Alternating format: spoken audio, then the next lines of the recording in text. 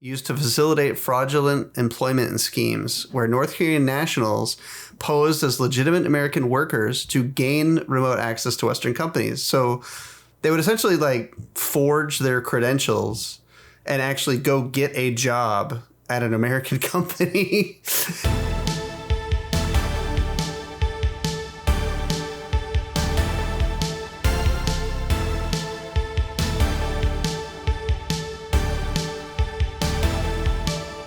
Hello and welcome back to another episode of the Cables to Clouds Fortnightly News. As I'll be your host this week, Tim. With me as usual is Chris, the other guy. We go back and forth. I don't know if you've noticed, so it's my turn. I like being the other guy. Yeah, that's the other guy. So, okay, so let's just jump right into the news. We got some good ones this week and a decent number, so we'll just roll right into it. The first one comes to us from Forrester. And it's called Zscaler Snatches Up Red Canary, the Good, the Bad, and the Concerning. So Red Canary is an MDR, which I actually had to go look up what MDR meant. I know what, some of the other DRs are, like N, like November DR, was Network Detection Response. The MDR means Managed Detection and Response. So Zscaler, the, SASE, SSE, company, Zero Trust, the Zero Trust model company has acquired Red Canary. Red Canary is Managed Detection and Response, which is a fancy way of saying outsourced security operations, basically, like cybersecurity for hire. And they do a lot of platform integration, like getting telemetry and threat detection and then actually mobilizing response against it via managed, like they have actual humans essentially that you're retaining to do work. So this is kind of and the article points out kind of what I was thinking when I read about this, which is, first of all, it's a good, Zscaler doesn't have anything like this right now, right? So it's a big hole in Zscaler's offer. And, with the trend towards platformization, which is to kind of try to, for enterprises to are now trying to acquire single vendor products that cover the spread rather than having a bunch of multiple vendor solutions. From that perspective, this kind of makes sense. You've got an MDR and you've got the SASE company, and they both do literally nothing that the other one does. And, so they're filling functionality gaps between each other. However, it does go on to point out that, like, while they cover each other's, gaps, they also do nothing really to complement each other. If you take Zscaler, which, is a SASE company, SSE, Zero Trust, this is something that enterprises have been running for a long time. And, outsource security to the cloud or whatever. And then you have this MDR, which is essentially a manned outsourced SOC. And yeah, there doesn't seem to be any good way to do integration between these two products. So interesting acquisition from Zscaler. I know they're trying to platform themselves, basically give themselves a full suite of security offers. But yeah. So, yeah, I don't know. What do you think about this one? Yeah, like you said, it's, there's obviously a gap there in what Zscaler offers today that doesn't do anything like this. So there's definitely white space there for them, which is good. But the idea here is, they currently have an existing, SaaS offered type platform, and this is another platform that has a lot of integrations built in for things like, even some borderline competitors with Zscaler, which makes this a bit interesting. They have integrations on the site today for things like Microsoft, CrowdStrike, SentinelOne, even the other major cloud providers as well. So yeah, we've kind of seen this in the past when company A acquires company B and they both offer platforms. Integrating those platforms can be a very rocky road and a very difficult process. Cisco. Yeah, I wasn't gonna, you hit it. Yeah, so that's, hopefully this doesn't turn out to be something like that.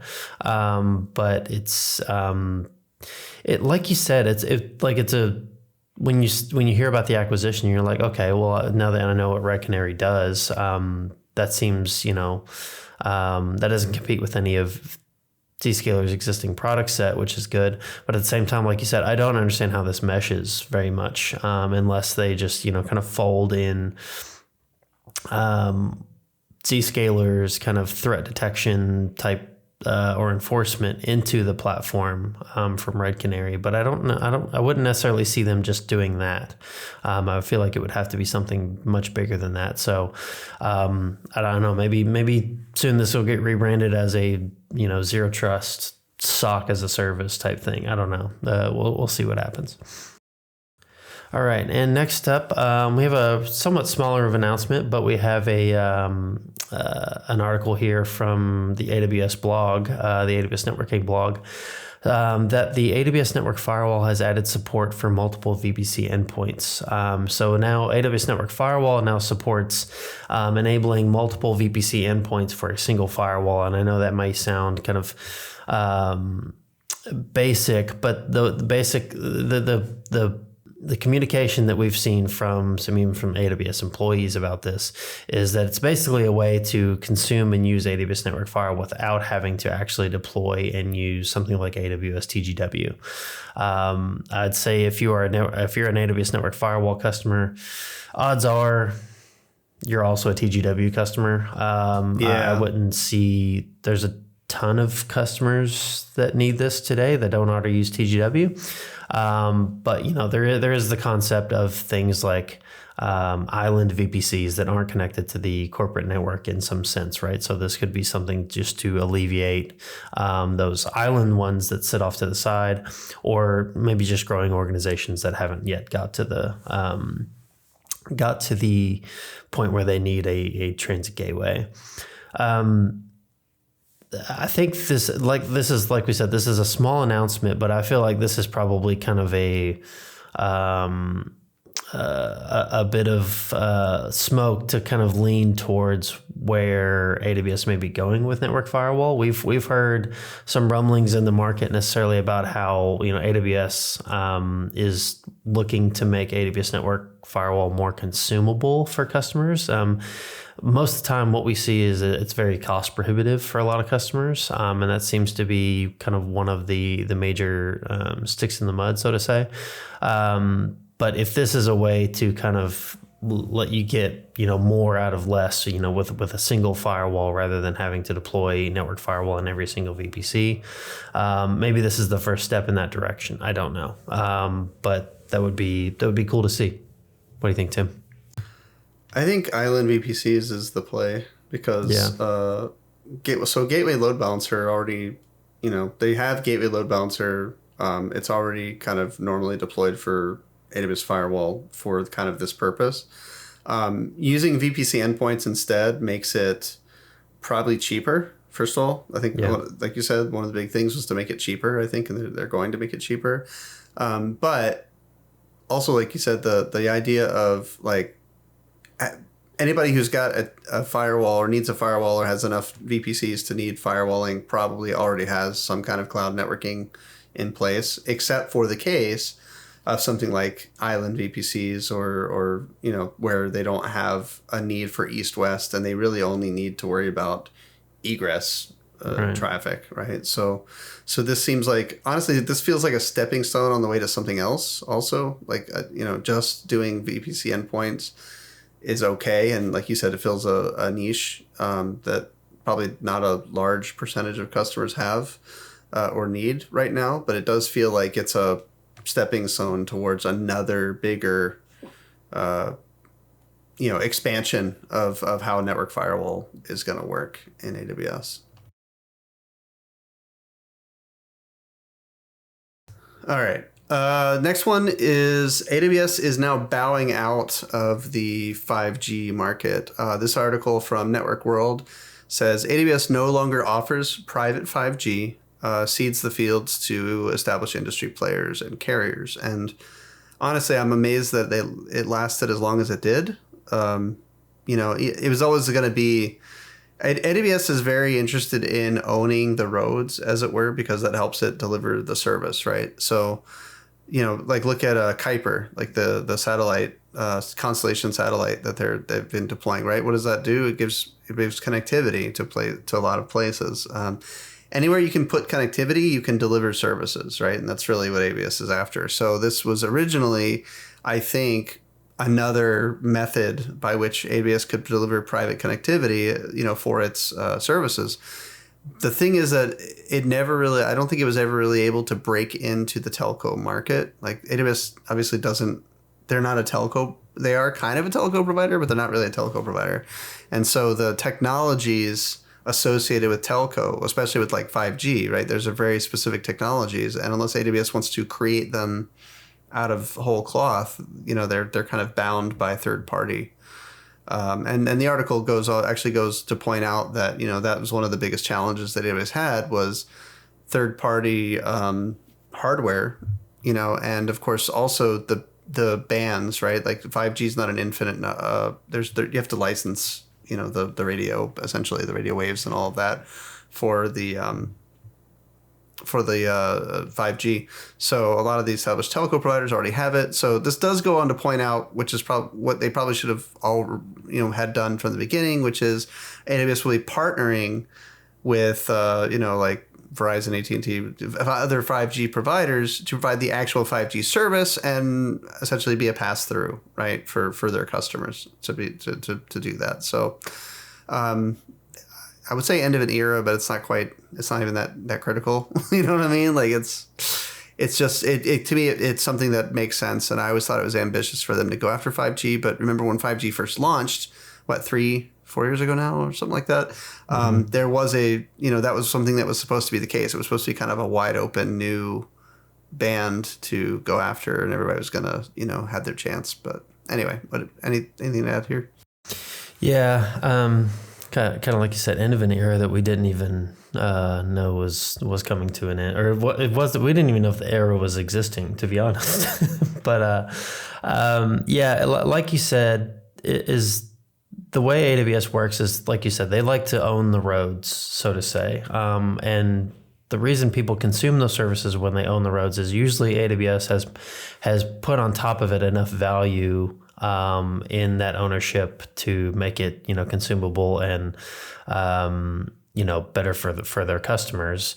It seems like in this case, they couldn't get over that hump, right? I wonder if it was more, there's kind of some details in this article leaning towards, reliance on third-party hardware and things like that, which doesn't really sound like Amazon's typical approach. It seems like they'd want, like you said, they want to own everything. So maybe they just didn't see the reward there.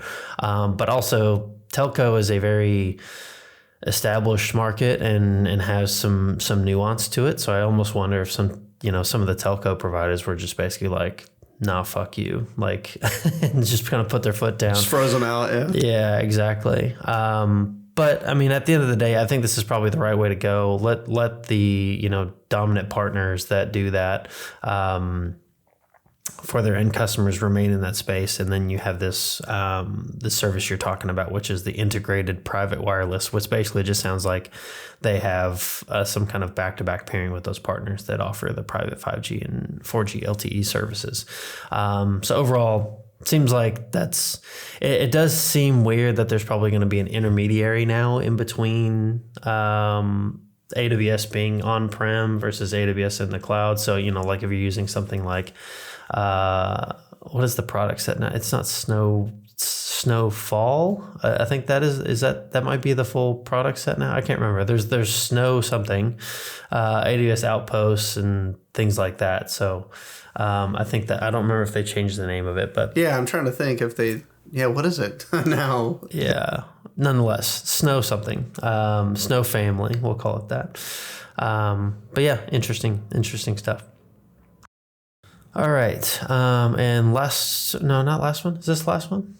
This is the last one. Okay, so last up we have an article from securitybrief.com.au. Yeah, we got to say the .au every time in Australia. It really annoys me, but it's very important. Just so you guys know. Securitybrief.com.au, that Checkpoint has made a motion to acquire a company called we don't know how exactly to pronounce this, so if we get it wrong, we apologize. But I think it's Veritai. Tim said Veritai earlier. That would also work. So I don't know which one this is, but I'm going to go with Veritai.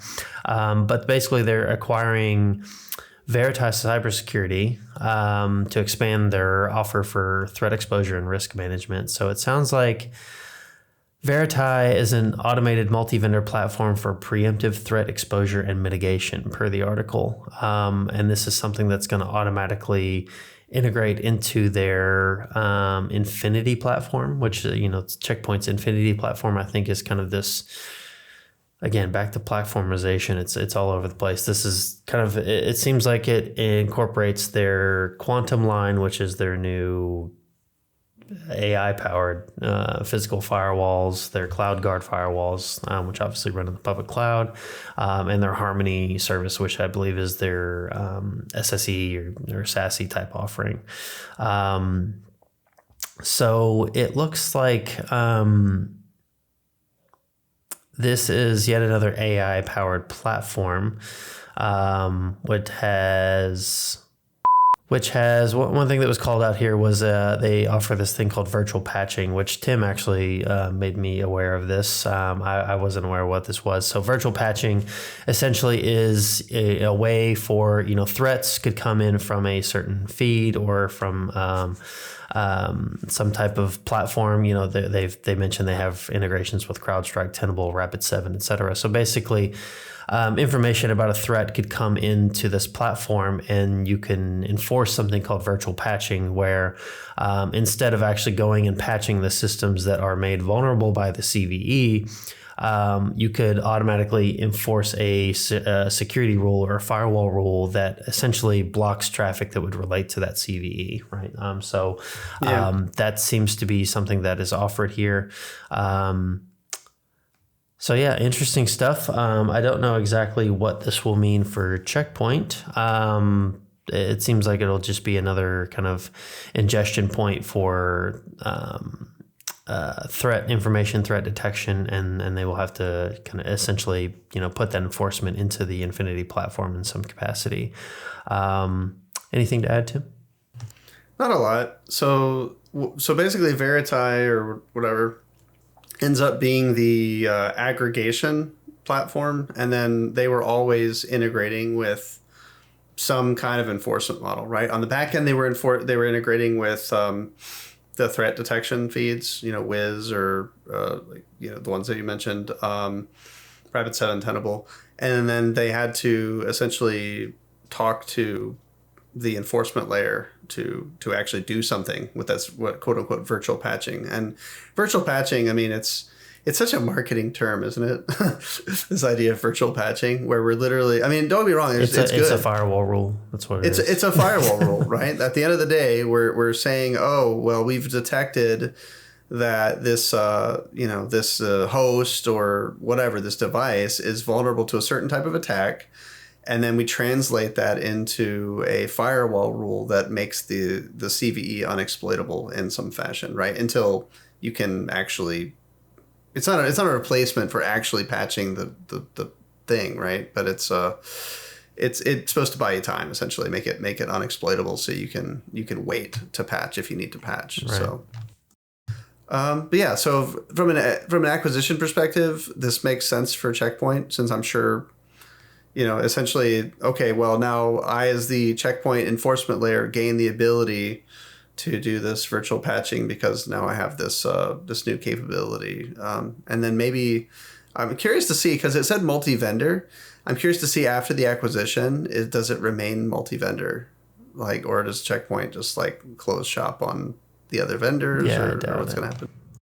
Yeah, I agree. Probably not. Checkpoint's not big enough to throw its weight around like that, I think. But anyway. But yeah, so that's interesting. I love the marketing term virtual patching, but other than that, that's it. All right. So Chris said that was the last story, but actually we do have one more. Not only did I say that, you agreed with me. So I didn't agree with you. I just didn't say anything because I didn't want to be an asshole and be like, Chris, you're fucking wrong again. Look, if you're watching on YouTube, watch when I say it's the last article and go back and check Tim's face. He goes, I was like, Yep, last one. He even mouths last one. It's on there.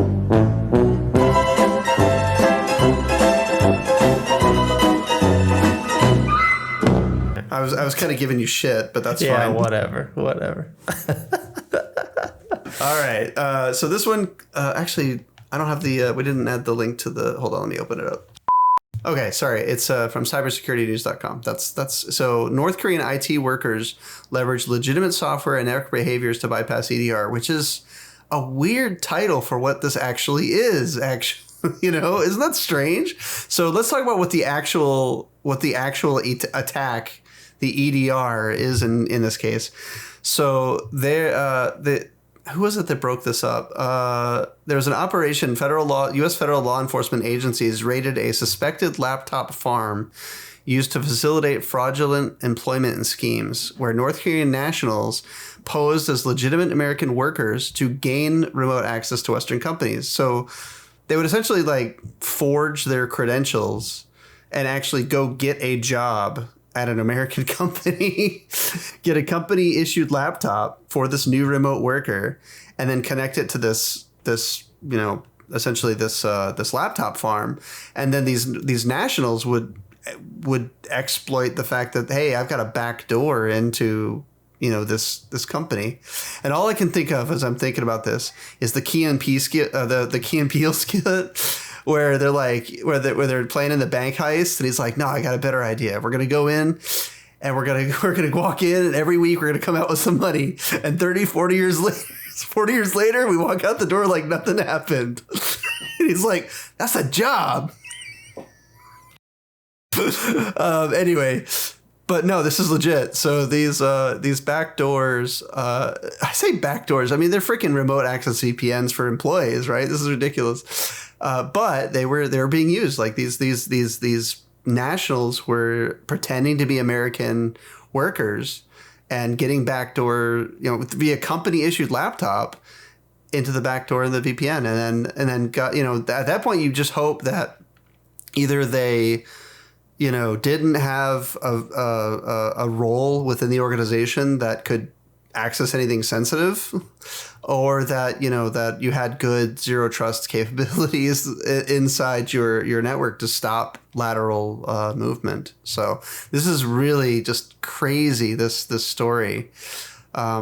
It's I don't know. The system's crown jewel was its Zoom client automation module, which manipulated video conferencing sessions to establish remote desktop access, automatically launched Zoom meetings, joined sessions, and approved remote control prompts through simulated keyboard inputs, transferring legitimate collab platform into a remote administration tool. So yeah, this is nuts. Like the level of sophistication here, amazing. I don't know what to say. Just amazing. Anyway. What do you have anything to add to this one, Chris? Because I think this is just nuts. Yeah, I mean, you pretty much covered it, but this one's just like so funny how, like, I mean, maybe this is a prominent thing, but I've never seen this before, where like they go to the point of actually, getting employed by the company that they want to steal from. And it's funny because, we talked about this before we hit record, but essentially that means you're paying someone to steal your own data, because if they're an employee, they have to be cutting a paycheck to them, and albeit they are literally just a laptop that exists in some farm in Korea. Kind of they touch on these points about how they have these very simple scripts set up to maintain a persistent connection to the corporate assets while being located in Asia. It's really like, I don't know if it touched on it in here, but it like, that makes me like, so many things are going through my head. Like, were they like were they under the impression that the employee was going to be working out of Korea? Or like, I don't like, because it seems like there's some very simple things in kind of like endpoint detection services that would pick up on some of this stuff. I mean, it's very possible that this company was just not using a, kind of modern stack in that capacity, which is probably where they will be moving towards now, which is something that does posture checks and DLP and things like that.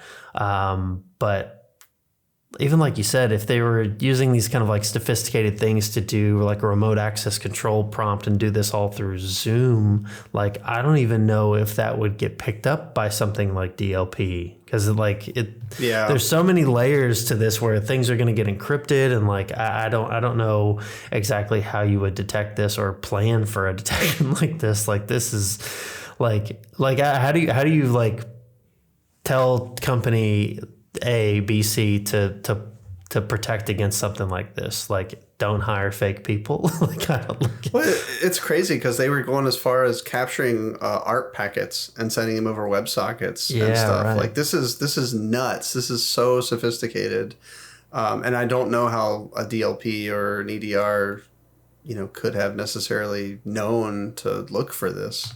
Right. Very, very. I mean, to be honest, pretty cool that they were able to do this. Yeah, I gotta say, I'm actually mad respect actually for this type of cyber attack. That's impressive. Yeah, it's like the true social engineering. It's like the Baxter eating the what is from Anchorman? He's like, you ate an entire wheel of cheese. Not even mad. That's impressive. Yeah.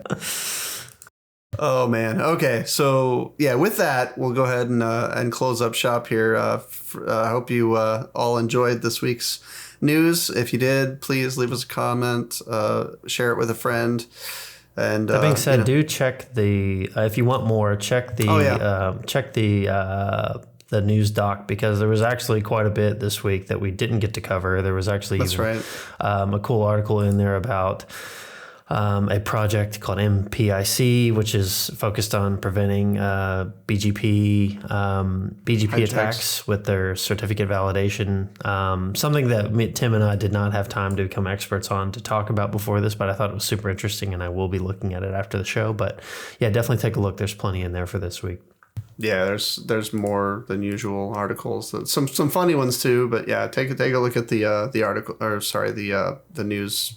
Oh my God, I just lost it. News article, news articles, I guess. The document. The document, yes, thank you. All right, and with that, we'll go ahead and end it here, and we'll see you next time.